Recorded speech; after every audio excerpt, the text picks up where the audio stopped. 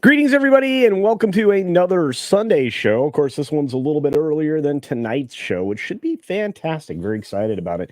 But we have, of course, the High Rollers stream, and this one is special because this gives me a chance to, a few at a time, talk to the people who support me at the highest tier, the people that contribute to the channel, so that, well, not only do we keep the lights on, but maybe we can buy an extra piece of technology or two, or go to a meetup event or something like that. Because let me tell you, well, YouTube doesn't pay great, so any contributions that anybody makes are appreciated. But what's great about this is you get to meet the people that are behind, well, I think, my success, the people who are really engaged in the audience, and people that you really should meet, people that are an awful lot of fun. So today we starting off with one guest. Maybe some others will join us. If you're a high roller, do take that opportunity. The link and everything is in the community chat. And that community chat that I sent out this morning is specifically for high roller members. So even if you're a member, you probably didn't get that unless you're a high roller. So there's that. And with that being said, let's introduce our first guest, probably our only guest for the moment. Somebody who I am getting the first opportunity to meet myself, other than a few moments backstage. We get a chance to meet Hoove. How are you, sir? Hey, I'm doing fantastic, Culture. How are you doing? I'm great. And let me tell you, you have a wonderful, wonderful choice in wardrobe today. That's a beautiful shirt. That's a beautiful shirt. I love the beach punk stuff. That website. Anybody who hasn't checked out Culture's beachpunk.c or was it beachpunkus dot or Yeah, dot us? beachpunk.us. Yeah, you're right. There you Yeah. go. You got to check that out. He's got some great products on there. Well, we're adding some more over there, and then pretty soon when I launch my specific website, that one's going to be where I think people will be able to pick out some personal care products that I think they'll enjoy. We're starting with a beard oil, which will work for mustaches as well. But we're also going to be releasing all kinds of things, skincare. There it is. Look at that mustache; it's famous. But we got some skincare coming up, some sunscreens, different types of shampoo and conditioners and things. So something to help us men try to maintain, especially as we get older. So I think everybody will like that, and of course it'll work for the ladies too. It just might. The initial product might smell a little manly. Let's just say we've got nice smells, but let's get started. Hoove, this is your first time here. I appreciate that you are here on the High Roller stream. This is your first member stream, I believe, that you've participated in. So, is there anything you want to tell the audience about you, other than you support a great creator like myself? Not really. I guess a real quick synopsis. I love music of all types. I love film and art and basically any reasonable form of expression. I think they're all acceptable and they're generally pretty good as long as they're in, reasonably acceptable taste. But that's about it. It's strange because as I think I've gotten older, and I don't know about you, I'm not going to speak for you because you're obviously a very young man, but as I said, what I have to ask is, do you think entertainment's gotten better or worse in the last 5 to 10 years? And because of the difference, how much more important is entertainment to you now? Oh, it's gotten worse, definitely, and not just in the last 5 or 10 years. I'm probably a little prejudiced towards the old movies. I love like the old film noir stuff. Anything from the 40s and 50s. It's not to say we haven't made good stuff recently, but given what they had to work with, it was all down to the actors and directors then. Now, I mean, with CGI and all of the aftermarket effects they can load up on a film, I think they've gotten lazy with their storytelling, quite honestly. Yeah, I think that's our biggest complaint. It's like the path of least resistance is kind of the storytelling that we're finding now, and it's not very good. No, it isn't. Yeah, I think that's real. Hey, I think you might recognize this person. This is Ruby Hoove. I don't know. Oh, Do you recognize Ruby Hoove? Ruby yeah, vaguely. The name sounds familiar. sounds familiar. Well, I can Yeah. tell you that Ruby gifted a Culture Casino membership, so thank you for your generosity there, Ruby. Yeah, thanks, sweetie. Yeah, there you go. Yeah, and I do appreciate that level of support that you guys are here. Just the fact that you're here every day is fantastic. I just want to say thank you, and I get a chance to do that in person, and you're even wearing one of my shirts, so I get. Once again, I say thank you. The level of support you guys have given me has been incredible, and we've got a whole lot of people that support me in the chat, and I just want you all to know how much I appreciate. That's why I love doing these streams, and I love doing the non-public live streams that we do behind the scenes, the ones that are just us. And I think that if you get a chance, if you get gifted a membership, we'll be doing another member stream here at the end of this next week. And that'll one will be for everybody, but it'll be kind of just private for us. And Sure. I think if your name is green, I think you should participate because they're a lot of fun. I definitely will. Yeah, I've got a lot of people out there like Scott Westbrook and Veritas Aeterna and Jeff Pearson, who goes under a lot of names, who is amazing if you get a chance to check out his low specs Linux laptop channel and his Okay. Linux gaming. He does a lot of stuff himself. He's living a green lifestyle. Lots of very cool things that he works through. So it's fantastic. Cool. Yeah. And then, we got Putin's cat out there who is always pushing back on me across the board. Suzanne is here saying hello to Canadian Spider-Man, who's one of my wrenches and has been for a long time. And we got another super chat from Walter Tomaszewski. Good to see you, Walter. For $4.99, $5. He says, diversity hires can be white also. Just go into any Walmart. My goodness, that's a rough statement. I'm not sure that that I can agree exactly with the sentiment behind that, but I will say this: that we've got a weird kind of diversity that's happening right now, and I don't know if that's good or bad in society at large. I would say in society at large, it seems like that's just the way things are here in America. We've always been a melting pot, but when it comes to the forced things, I think that's where most people take objection. What do you think? Oh, I agree wholeheartedly. I don't think anybody wants to be told what to do. Not at least all the time. Every once in a while, you come across one of those rough decisions where you just kind of go, "Man, I don't want to think about this. Maybe somebody else can." But for the most part, yeah, I'd rather make up my own mind than be like forced to do things just to check a box or fulfill a quota. Well, and I think that's one of the biggest problems is the idea of these quotas and things like that. I think that's a little frustrating and disturbing. I think that we are a country founded on merit. I think we are a society, capitalism as a whole, whether you want to believe in representative democracy or not, which is what we have here, representative republic to be technical. Everybody survives on their ability to do their absolute best. And I think that when you start to make things like check boxes happen, I think that's when you run into a lot of problems. Oh, I agree wholeheartedly. It really is. Because, I mean, you look at like, I hate to beat on Disney because they seem to be, they're an easy target. But really, you look at what they've done with giving up on meritocracy. They've completely destroyed their product line and their customer base. So, Well, and again, I mean, in business, you are supposed to be cognizant of who your target audience is, who's your customer. Absolutely.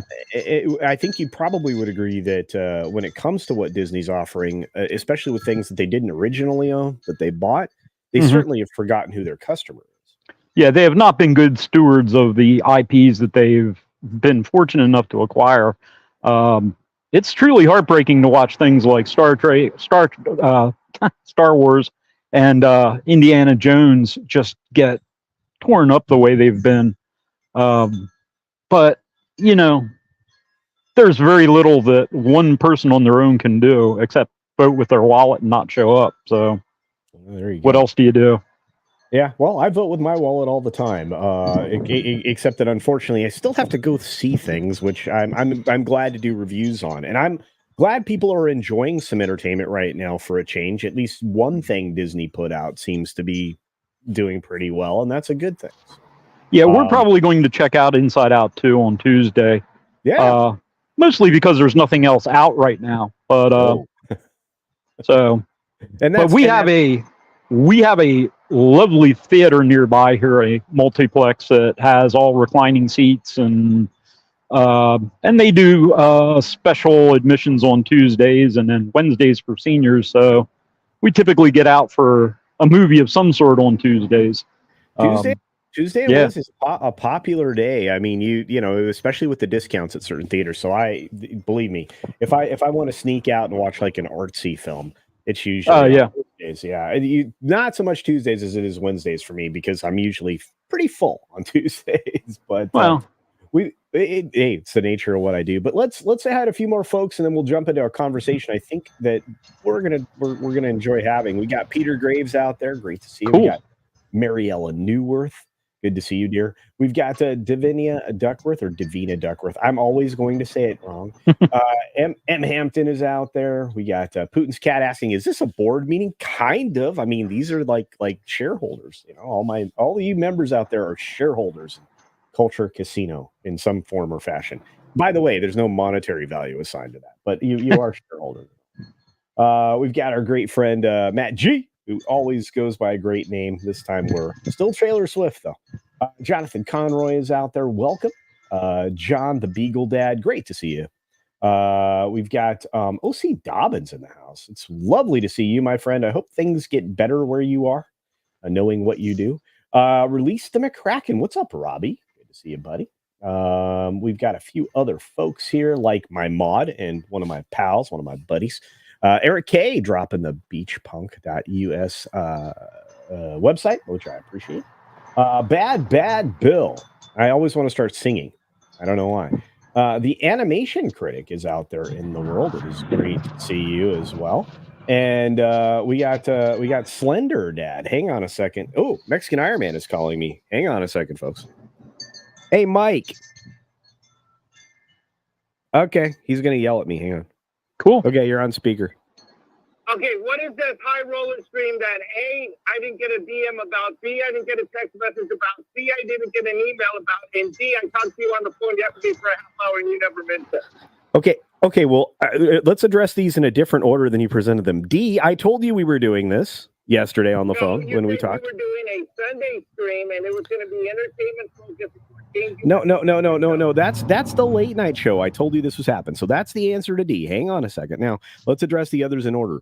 In the community tab today, you should have gotten a notification from YouTube that we were doing this about an hour and a half ago. Okay, so if I have my own thing I'm doing on Sunday, in order to feel valuable, I have to make sure I'm checking my community tab on YouTube all the time. See, that would work if I were a YouTuber and I spent all my time staring at the screen, waiting for community notifications.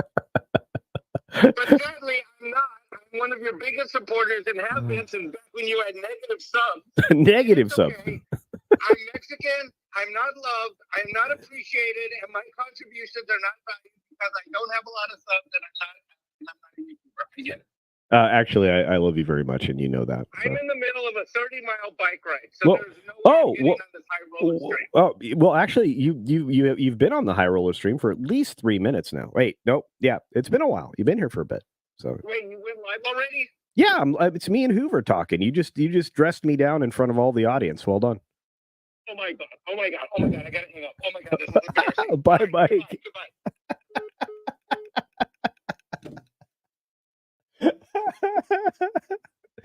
Oh, that's so much fun. Yeah, he and I talked on the phone for about a half an hour yesterday. So, but no, that was Mike, Mexican Iron Man. So he made an appearance. So he got to be on the show. He can't claim he didn't. Cool. Let's say who else is out there. We got Grim out there, of course, and is this live? Member for 6 months. Well, what is this? Is CC always wanting us to wear his rooster? Yes, wear the rooster. Yeah, I only say that word, that particular word on the late night show. I try to limit cursing. You guys know that. Let's see who else is out there. We got Josh Hammond is out there promoting the rooster. We've got Picasso. What's going on? I almost said please. I thought this is what happens when you get old. You can't read anymore. You can't see, but you can buy those shirts. Look at that. You just got a shirt. You got Jared Markham out there and a few other folks. John Platt's here, all the way from across the pond. Great to see you. Let's see who else rolled in the door. Brahma Bull, what's up? He did the thing. Yes, he did the thing. Chad St. John's here. Good afternoon to you. Kaliki Okedi is here. Hey, what's going on? Please sing. Doomcock sang to me on Friday. Wait, is it your birthday, Bad Bill? Did I miss something? I'm rolling. Is it? I don't see it. Bad Bill, is it your birthday? Somebody let me know if it's Bad Bill's birthday, because I will definitely sing. Who else we got here? Everybody's encouraging Mike to yell at me. That was funny. But yeah. Robbie's like, calm your chicken tacos, Mikey. That was funny. If Mikey wanted to yell at you, he could have called in. He could have. Look, he's always welcome. I'm trying to get him to produce one of my shows, to be honest. Is this live for the Canadian 5? Says it really sounds like Mexican Airman is expressing I am a YouTuber entitlement. Well, yeah, kind of seems like that. He's not a YouTuber, though. I mean, Ruby Hoop just said it in the chat, so there you go. Let's see. Anybody else out there? Weatherman's out there. And I think I said hi to Animation Critic. So, yeah. I'm here, Culture Casino, but I am barbecuing, so listening only. Well, enjoy the barbecue. I'm very, very jealous. All right. So it was my birthday 2 weeks ago. I didn't sing to you 2 weeks ago. Okay, I'll do it right now. Sorry, you'll have to suffer this, Huv. I apologize. No worries. There we go. Happy birthday to you. Happy birthday to you. Happy birthday, Bad Bill. Happy birthday to you. There you go. Happy birthday indeed.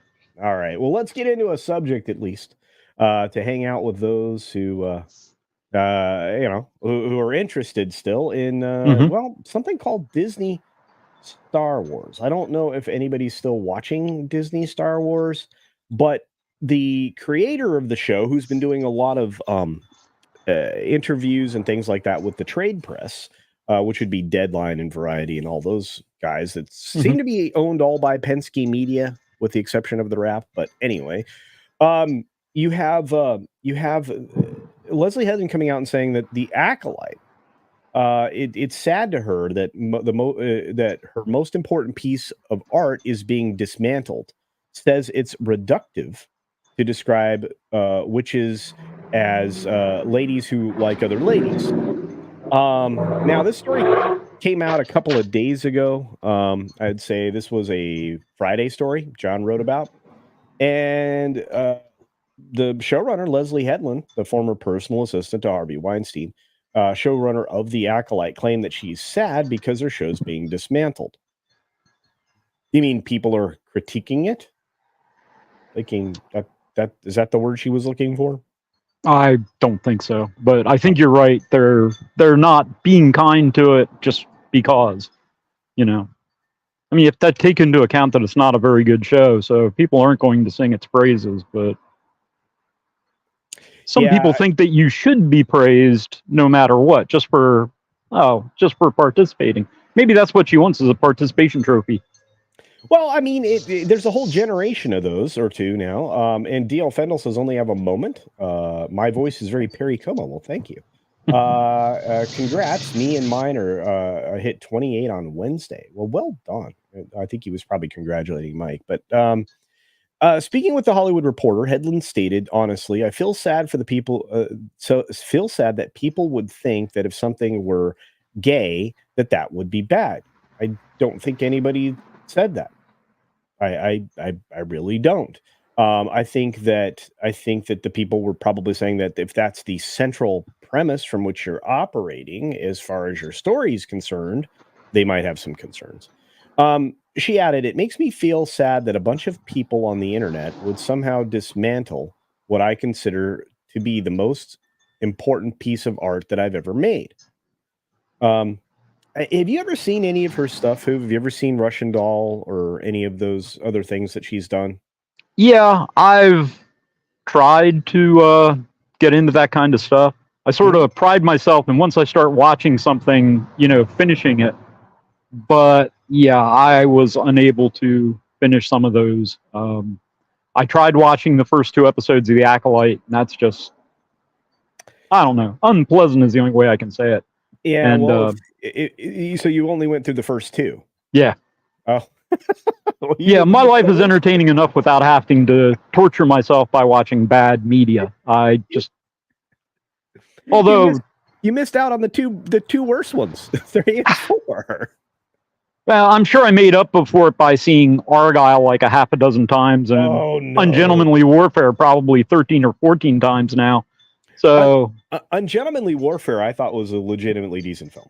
I think it's hilarious. I think Yeah. it's just ridiculous, but good. I mean, it's I don't know. It's that fun kind of film that we don't get it. The silly dumb popcorn movies we don't get anymore, right? It does. It reminded me a great deal of, quite honestly, the older movies like Guns of Navarone and Yes. even like The Dirty Dozen. You know, those kind of old World War II movies. And their soundtrack, except for the musical number for Mac the Knife, that has got to be one of the best soundtracks.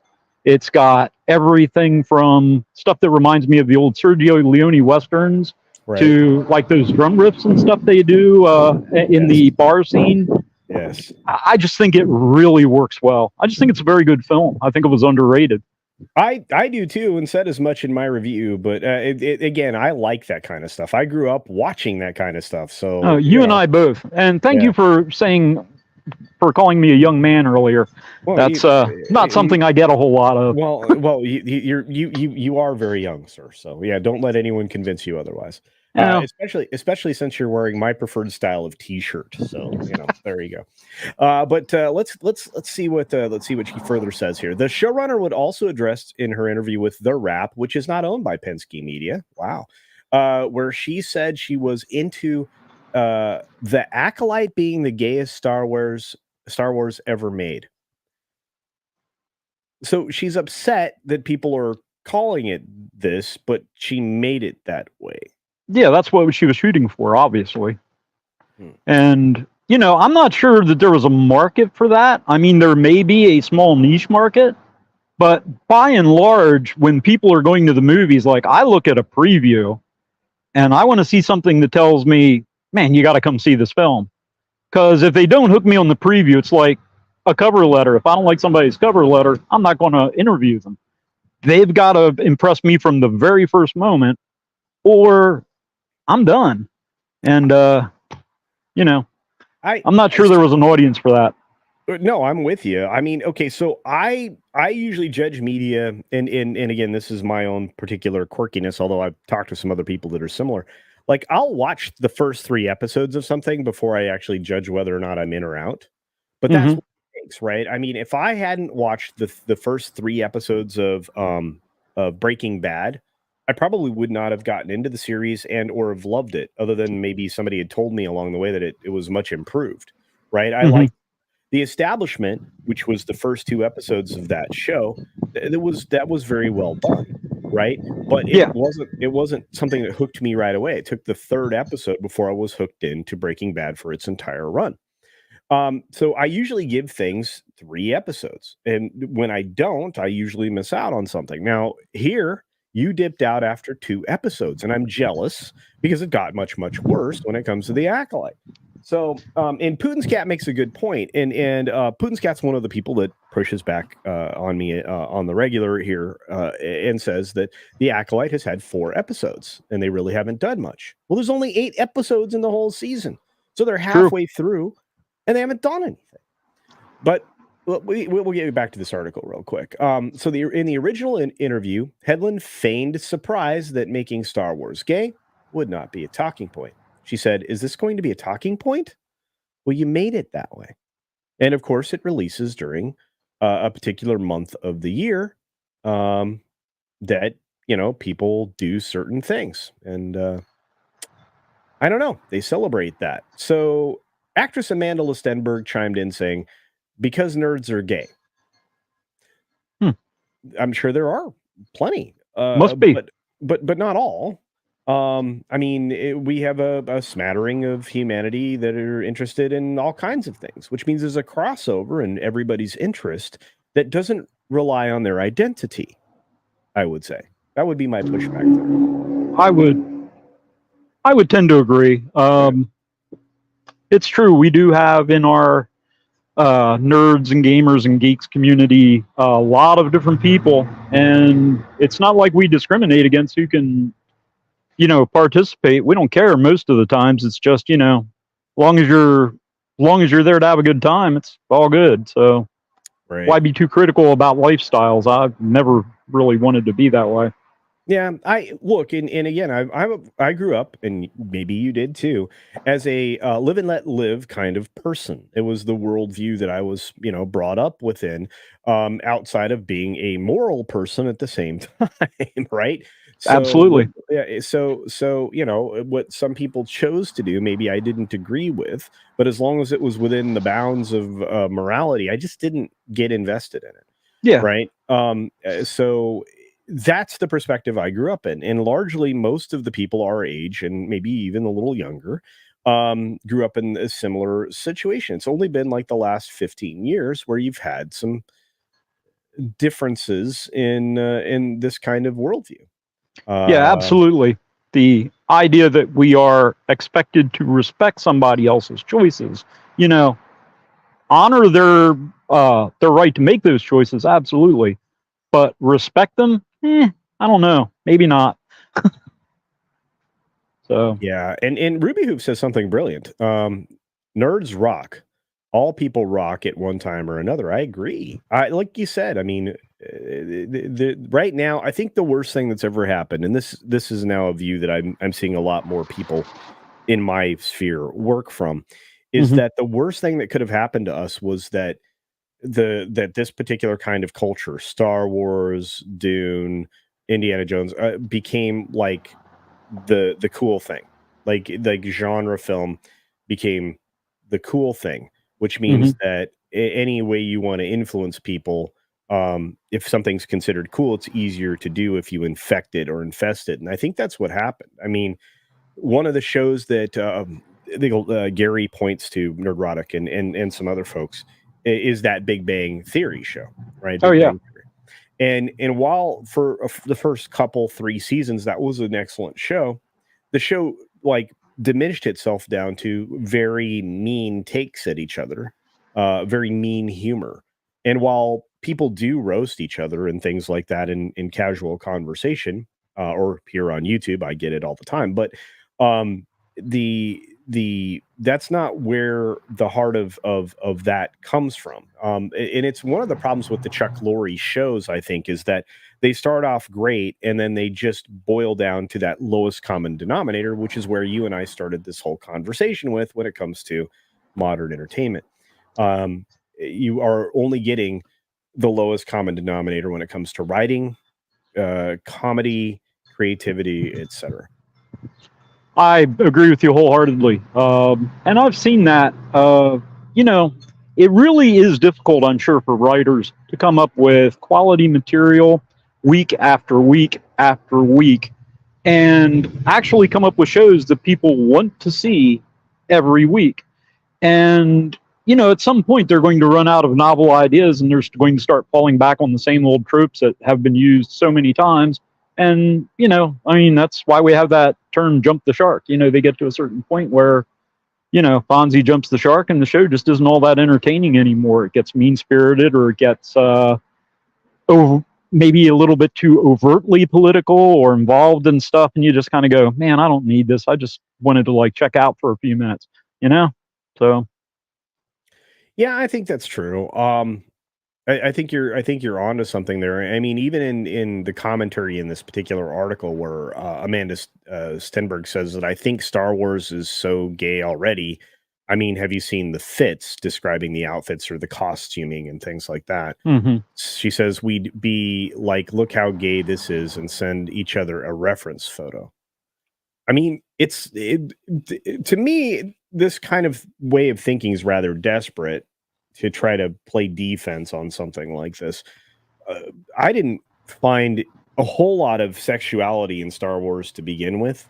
I mean, the original trilogy, outside of telling a very strange tale between Luke and Leia that they abandoned, Right.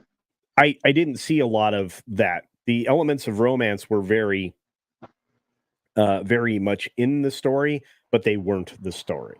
And That's correct. And so I think that that largely, I think that's one of the other things that people are rejecting in Star Wars now is these overt overtones of sexuality that didn't need to exist and certainly didn't exist within this. I mean, you may have seen them in the novels. I don't know if you've ever read any of the extended universe stuff or expanded universe stuff. Not recently. I mean, when I was, I don't know, 13, 14, when when the original Star Wars, the first movie came out.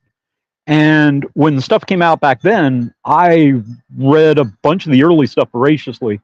But as it went along, after the first 6 movies, I just started losing interest in it. It just wasn't as good as it had once been. So I don't know. I kind of gave up on Star Wars a long time ago. When they come out with something new, I check it out. But then it's like, if it doesn't really I don't know, excite me to want to watch the rest of it, I've got better things to do with my time.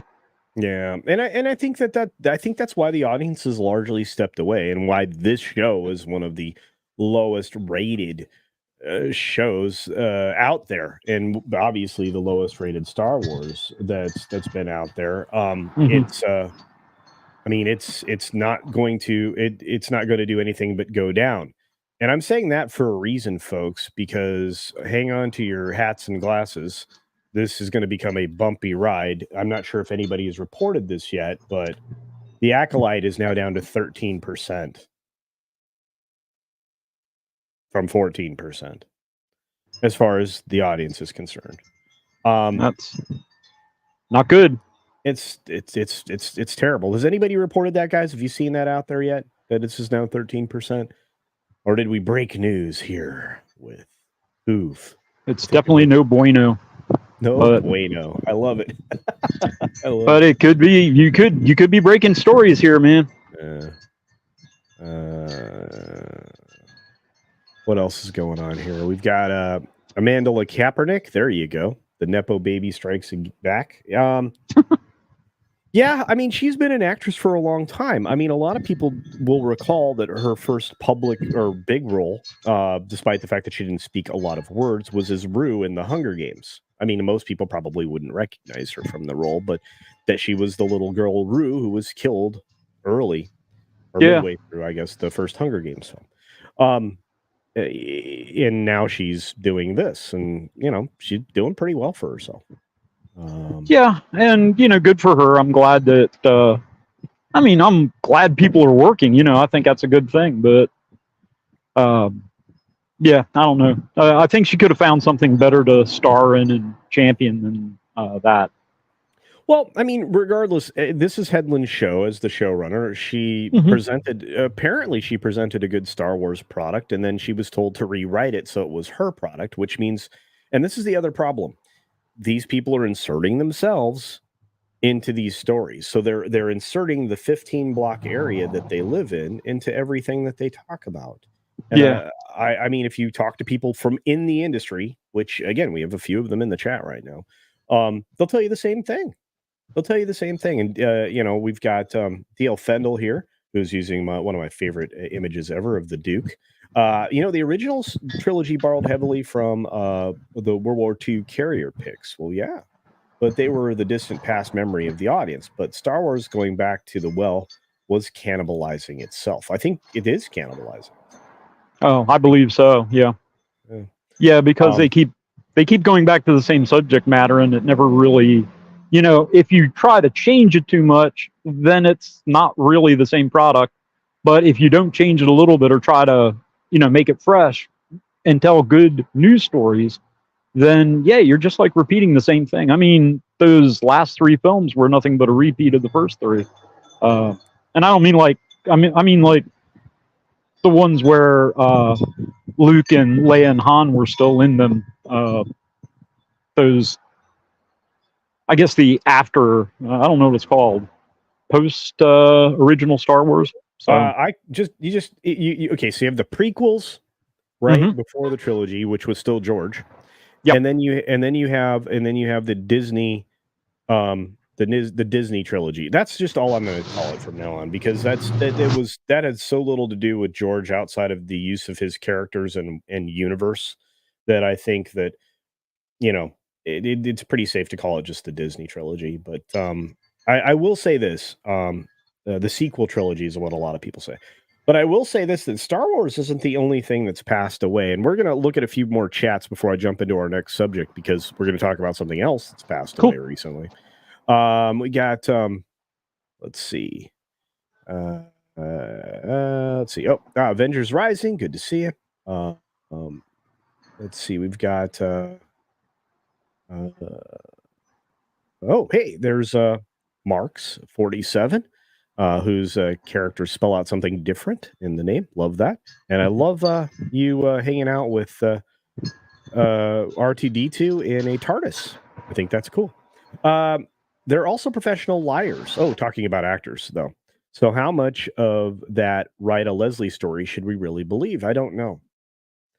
But she definitely wrote a Leslie story. So Mars Monkey Max seems to agree. We've got another super chat from the lovely Ruby Who for $2. Thank you, dear. Says variety is life. Yes, it is.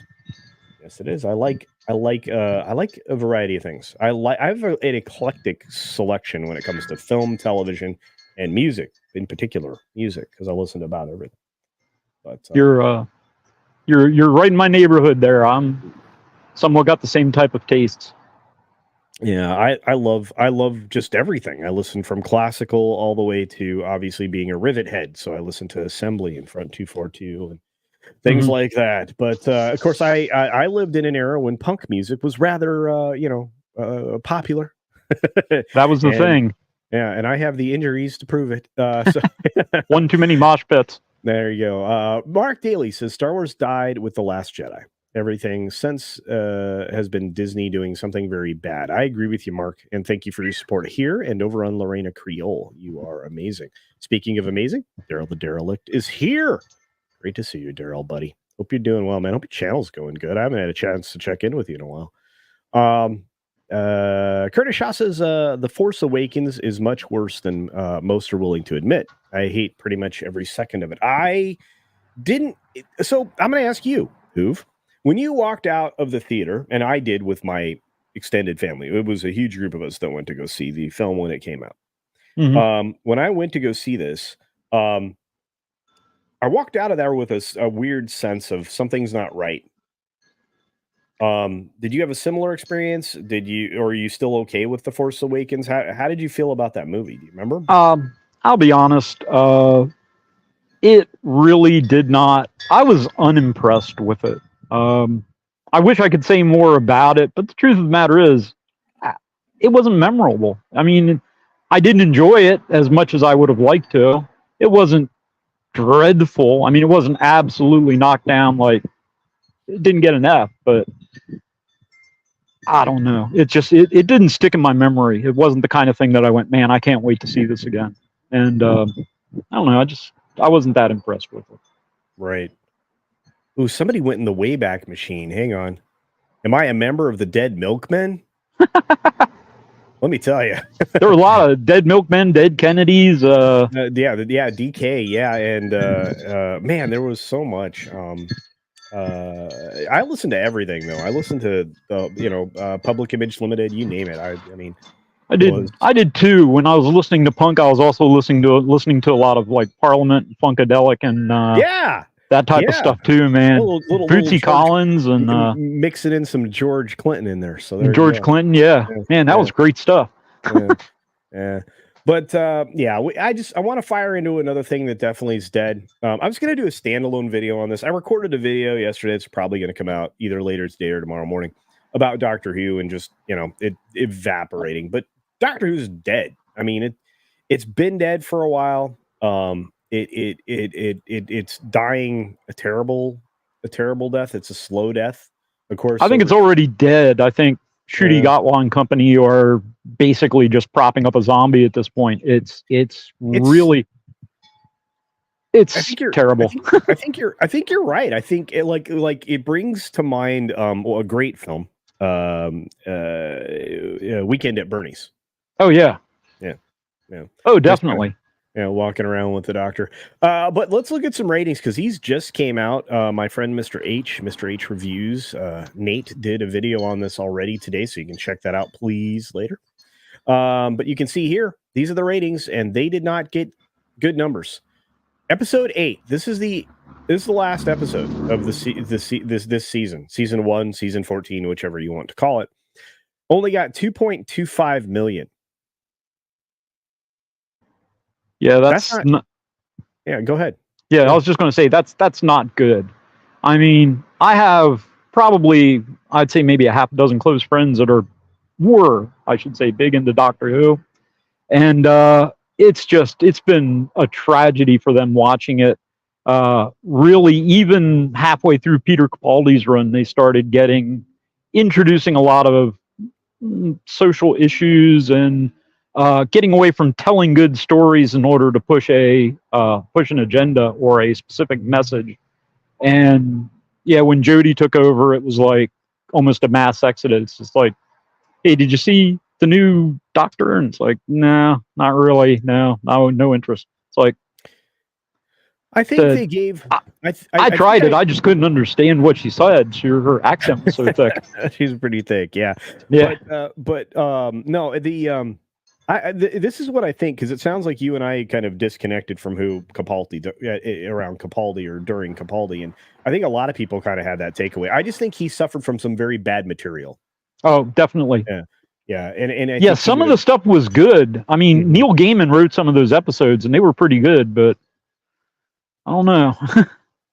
Yeah, I'm looking at these numbers and I'm like, this is not the way to go out, right? You can't even get your last episode up to where your premiere episode was. It premiered at 2.6 million and it finished with 2.25. Diminishing returns, to say the least.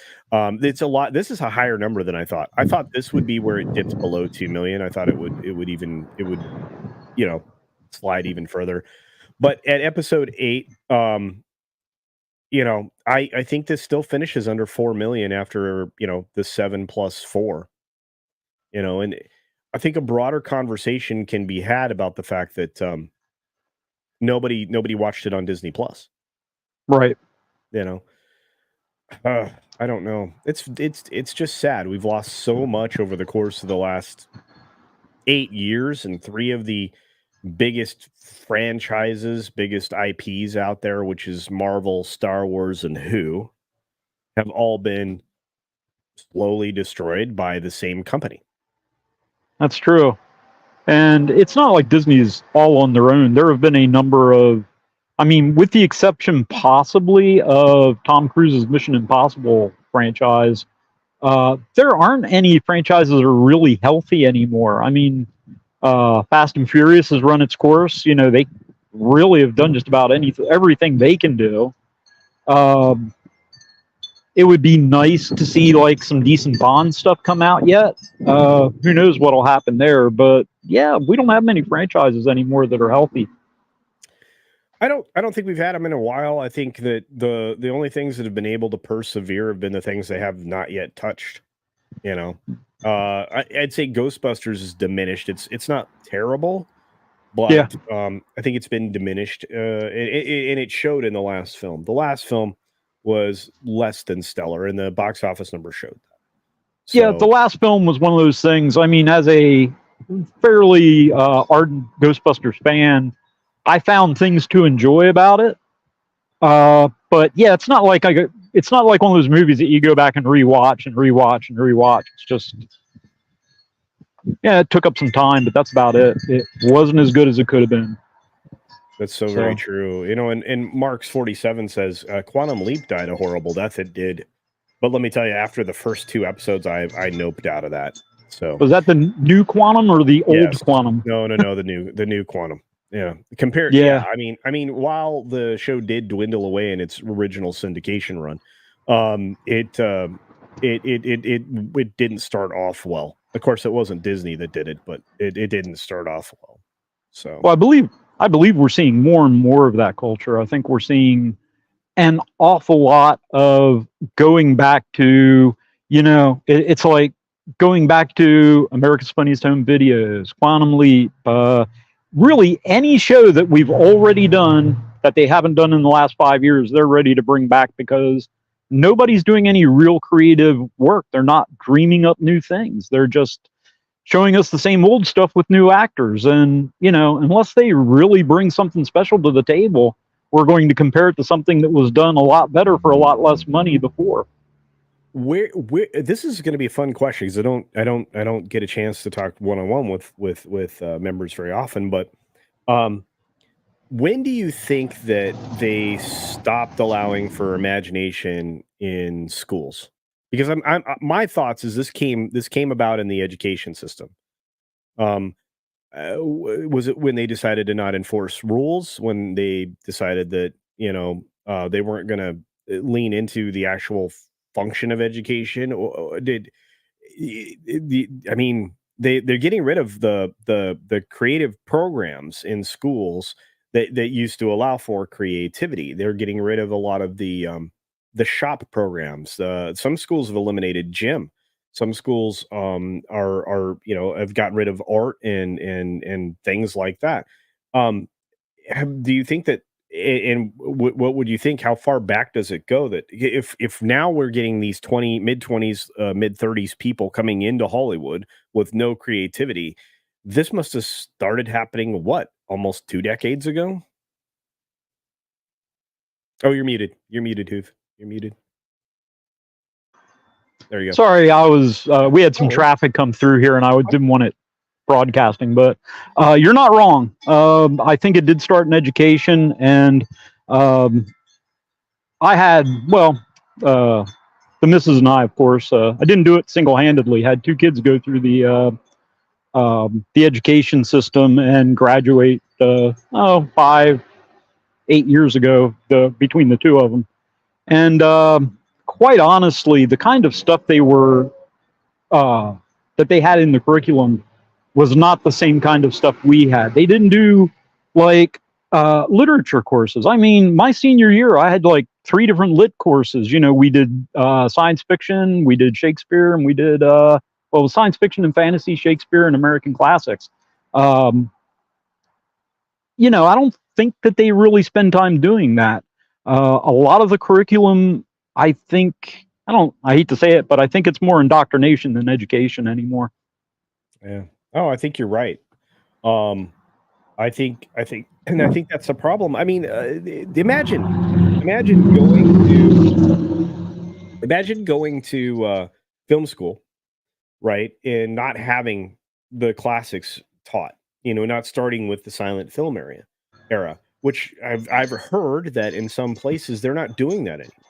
They're not teaching, you know, Buster Keaton, Charlie Chaplin, the dawn of silent films. They're not even teaching the history of where film came from, or how what they're studying. Yeah, and where it got done. And you know, I had to write papers on that classic era, the nascent beginning of Hollywood, right? Mm-hmm. So when you look at that, you're like, well, you don't even know the basics. And then, as you pointed out, they don't know basic classic literature anymore because it's offensive. Right. It's offensive. This is where all things came from. Some of the most offensive things came from Shakespearean era stuff. So if you don't know any of that, how are you going to, naturally develop good storytelling, but how are you going to produce future things if you don't have all this background of what came before? Well, you simply can't. Yeah. You really can't if you do not have, and that's true of anything you care to pursue.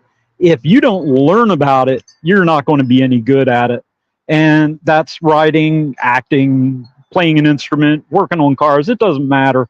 If you haven't familiarized yourself with the basics and what it's the foundational things that they are built on, you're going to be lost. Yeah, I would suggest we were already lost, but why? Why?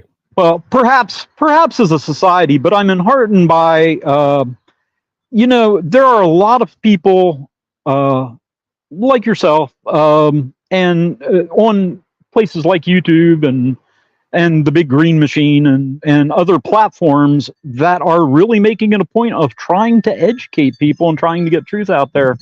And thank God for civilian journalists, citizen journalists that are taking the ball and running with it. Because, I got to tell you, whoever's listening out there, if you're waiting for somebody else to do it for you, it ain't going to happen. If you want something done, do it yourself. Not even done right. You want it done, do it yourself.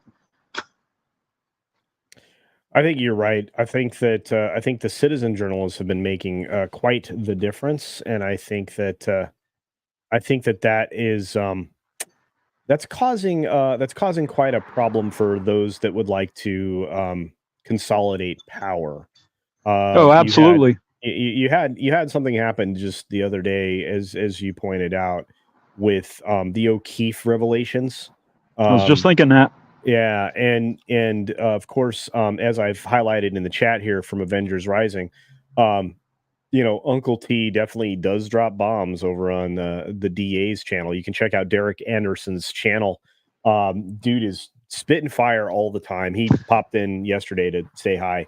But I mean, if you want to find something amazing, definitely Derek Anderson. Check him out, the DA on the platforms. I'm going to say it that way because I think we also need to get invested in alternate tech. Now I can't say the word, but I'll Hmm. say that the Green Machine is somewhere that I'm investing in. I added another channel to my main over there, Hmm. so that I can start to break content there. So there's going to be videos that are there. There's going to be Grumble specific videos over there, and there's going to be some live streams and stuff because I can't count on a one location uh, not censoring me. I mean, already this channel's, it's funny. I always make a joke of it. My channel's under attack, but no, honestly, it's just my visibility has been greatly diminished. So if you like what we do here, if you like this type of stuff, if you want to be a member and have these kinds of conversations, you got to make sure channels like mine stick around. The only way you can do that is to share them around so a lot of people have them. It's one of the reasons why I believe in the philosophy that Gary and a few other people came up with years ago, and I have been living it and doing the same thing. We need as many voices as possible. So if you Hmm. feel like you have a voice and you want to share it, or you have an opinion that nobody else is doing, or they're not going about it the way you would like, just do your own thing. Start your own channel. Work with other creators to collaborate to talk about these things. It's the only way to do that, which is what citizen journalism is all about. And I think this is a good way for us to do a last story to kind of wrap up the conversation here. This is one that was put together over on that Park Place, and it was written by LW Ghost, who you can see regularly on that Park Place for the live streams, extra magic hours, things like that. Somebody that I respect very much because of their deep understanding of Hollywood. And let me tell you, this one hits home. So I would encourage you all to go and read this story: conspiracy, corruption, and competency. Problem with one, fatality for all. And that's 100% right. This is the best headline I've seen in a long, long time.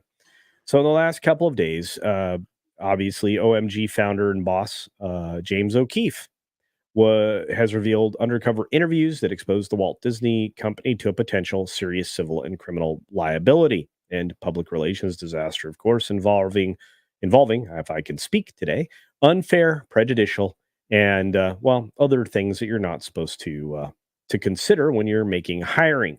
Now, this isn't always true when it comes to casting. You can get away with a lot of things that would seem improper, but if you have a black character, you're going to cast a black actor for that. Same, and with anything else, including historical dramas, which people have largely ignored recently, especially the BBC, much to their detriment and to a lot of people's angst. But the secretly recorded videos of Michael Giordano, attorney and high level exec for the Mouse, telling the interviewer about how the company chooses employees both in front of, which is not as much of a problem, but behind the cameras and scenes based on their ethnic visibility. And you read that right. Visibility is not in you are black, but in do you look black enough to fool people? This is a problem, and it's been a problem for a long time. We've talked about it in various ways. It's made its way into these entertainment companies at their base levels, which is illegal. In fact, this article goes on to describe the things that used to exist prior to the 60s, which is why the Civil Rights Act in 64 included a lot of stuff here. And then it was expanded again to include some other elements for which they could not hire because of, or wouldn't hire because of, both directions. And what they're doing is illegal. If these accusations are true, especially if this man didn't get promotions despite his merit, it's illegal. It's illegal in a way that we need to take it out of the hands of the EEOC, which is now the governing body for this, and we need to move it to something else. It needs to go to although the DOJ is seemingly not in great shape at the moment, it needs to go somewhere like the DOJ or somewhere like that. Yeah, I don't disagree at all. The stuff that's been coming out, while I think it's probably not going to have a huge impact one way or the other, I mean, it seems like it should. A lot of us are out here going, man, this has got to do something. But I've been around a while, and my experience has been that, you might expect something to happen, but I don't think there's a whole lot, he might, the dude himself, if he gets fired, might have some kind of recourse against Disney, but unless somebody decides they want to investigate him, yeah, you're right. It's got to be in the hands of somebody else, because it's not going to be the EEOC, and it's certainly not going to be the Department of Justice. Well, the EEOC has done very little on this, and to the point where people have taken cases all the way to the Supreme Court now. And that's kind of, you're going to watch this America First legal case happen, and again, the only place that this guy, he's an attorney, been an attorney in California since 2005. The only place he's going to get work is at some place like America First Legal now. But that's neither here nor there, because that guy just blew up his career trying to impress two ladies. But it is what it is. Hey, Jacob, good to see you, buddy. Hope you're doing well. Let's see. We had a couple other people pop in, like Punk Waddle. What's up, Punk? And a few more. So if I didn't say hi, I'm sorry. Like to the lovely Penny. But hi, Penny. I think it's one of those things where we're going to discuss this, but until things are done about it, we've got a problem. So we need leadership that is willing to go after the cultural mechanisms that are driving these things. So, there's got to be some. Oh, sorry. No, please go ahead. Oh, there's got to be some exposure too. I mean, right now, the only people covering this is you, That Park Place, Valiant Renegade. A handful of platforms on social media. Right. But nobody in the mainstream or on cable or anything has touched this. And I find that amazing. Normally when O'Keefe does something, it at least gets an honorable mention, but they're really steering clear of this. Yeah. I mean, aside from some of these, things, I would say this, that Disney, Paramount, Sony, Netflix, Apple, and Amazon are all doing these things. It's not one. It needs to be, they all need to be held to account, and they need to be hit with fines that are like giving birth to kidney stones. They need to feel it for a long, long time. And they all need to be punished, subjugated to what the law is. But this paragraph says it all. He says, we can spend the rest of our lives arguing over the legalities, the ethics, the company's honesty, or this inadvertent whistleblower's basic awareness and intelligence. But the one thing that is inarguable that this story has revealed is this. The people at Disney, from Bob Iger on down, took stockholders' money and customers' money and used it in this way with this, not excellence, as their primary goal. Have, once again, lied to us about their desire for quality, transparency, and legal business dealings. And once again, shown their complete and utter contempt for ethics, legality, and your custom and trust. There's no other way to say it. And I think we could probably leave that story there. Please read the story in its entirety. It's a wonderful opinion piece by LW Ghost, and we have wonderful writers over there. I'm trying to be one of them, but I write very poorly. So, but I do my best. So do check that out. And OC Dobbins asks a question. Says, I wonder if the guy falls under whistleblower protection, even though it wasn't intentional. He should. He did kind of reveal a lot of things. Could he? Well, if he makes a case, he could. He's going to have to. He's going to have to pick from a lot of very unfavorable options, I believe. And some of the attorneys on our side of the sphere have talked a little bit about this. But I think he's either going to have to take action in order to play defense, or Disney's going to have to write him a giant check so he shuts up. But the problem is, even if they write him a giant check and they have him sign an NDA, if he is a witness or party to illegal activities, the NDA goes out the window. So if he's called to testify, it wouldn't matter anyway, because these were illegal actions taken by the company. And True enough. Obviously, I mean, and I'm sure you would agree, a lot of his things are anecdotal. Like, I saw this thing happened. He's relating things that are secondhand hearsay, other things like that. I did notice that everything he said was like, oh well, friend in HR, told me this, or I mean, he was kind of saying the quiet part out loud, but only, as you said, it was all secondhand info. So, wow, yeah. And take that with a grain of salt. Yeah.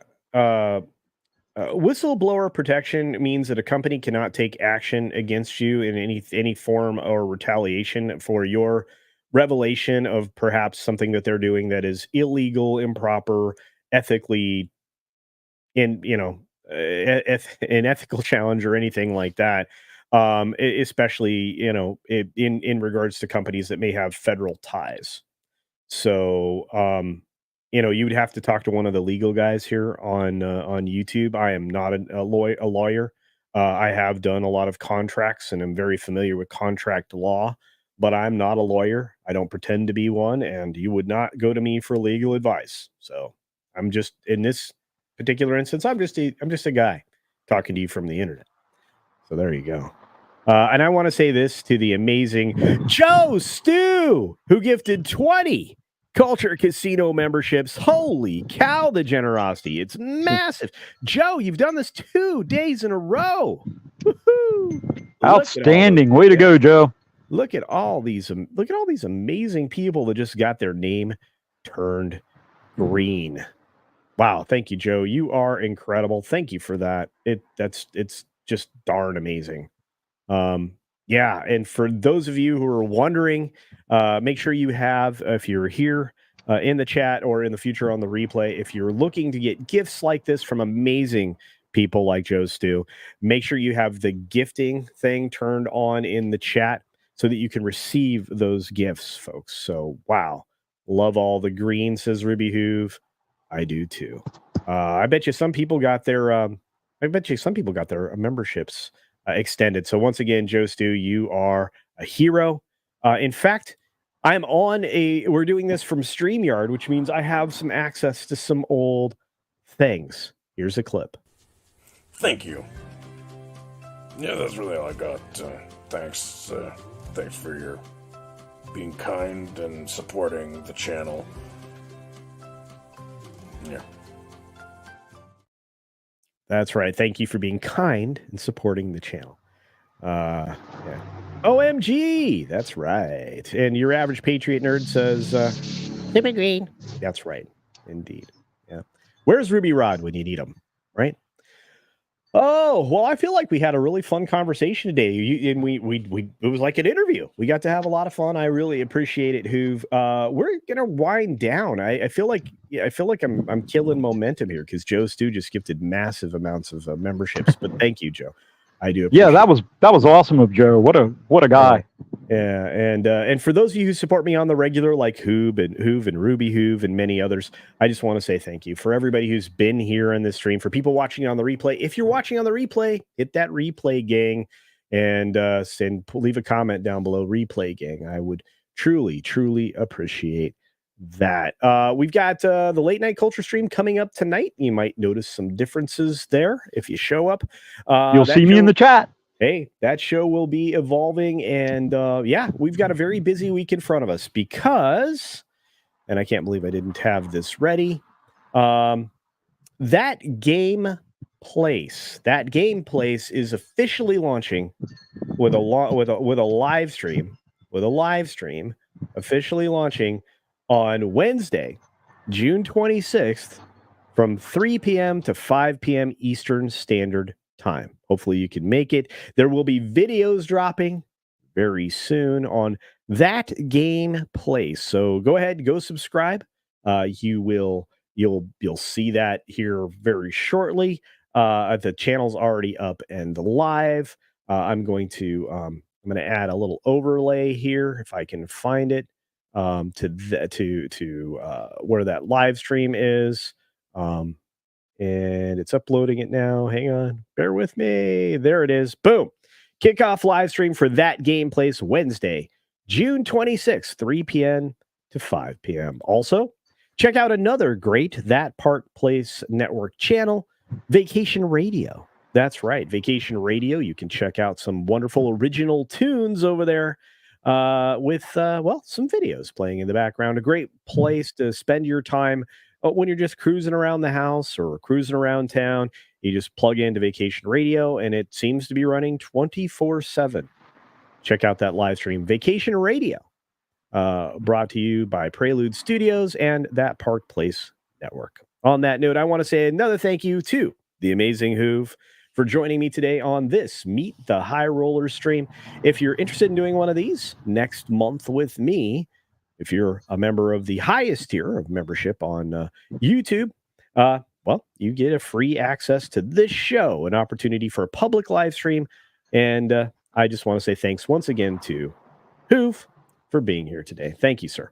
And thanks for having me here, Culture. It's been a blast. It's been a lot of fun. I had a lot of fun. And hey, great shirt. I'm going to say it again. All right. We are out of here, folks. You know where you can get that, right? Hey, beachpunk.us, right? Absolutely. Check it out. Thank you all so very much. Check out some Vacation Radio, which I think I may have already set the redirect to, probably. On that note, be sure to take care of yourself, take care of others, and until next time, well, hopefully I see you later tonight. See you.